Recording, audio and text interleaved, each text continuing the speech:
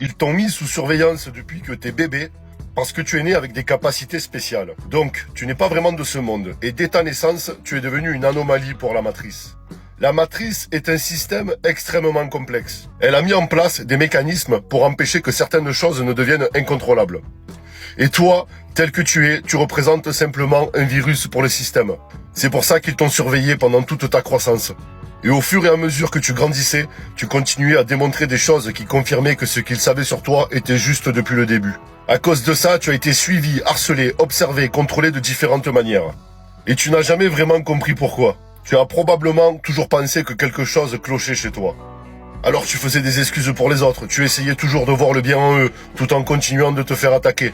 Tu essayais de te conformer aux autres, mais plus tu essayais, plus tu te sentais seul. De plus en plus seul. Et petit à petit, tu as commencé à réaliser que tu avais des capacités différentes. Tu pensais sûrement, tout le monde pense comme ça, tout le monde peut faire ce que je fais. Mais quand tu parles aux gens, tu te rends compte que non.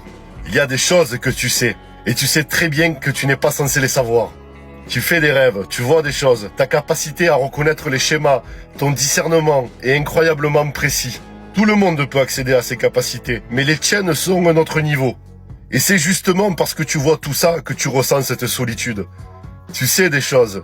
Et quand tu les sais, tu te dis « Ok, je ne devrais pas savoir ça ». Tu parles d'une manière qui fait que les gens te demandent « Mais comment tu savais ça ?» Et à partir de là, ils commencent à te regarder comme si quelque chose n'allait pas chez toi. C'est un peu comme dans le film X-Men. Ce film explique très bien une chose.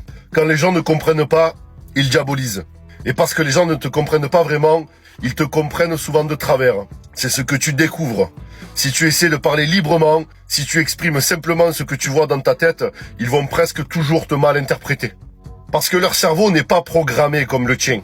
Et le système, lui, n'aime pas ne pas être en contrôle. Toi, en tant qu'esprit libre, tu représentes une menace.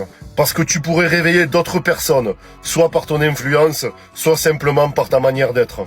Et c'est pour ça que certaines personnes sont envoyées vers toi délibérément pour essayer de faire baisser ta fréquence.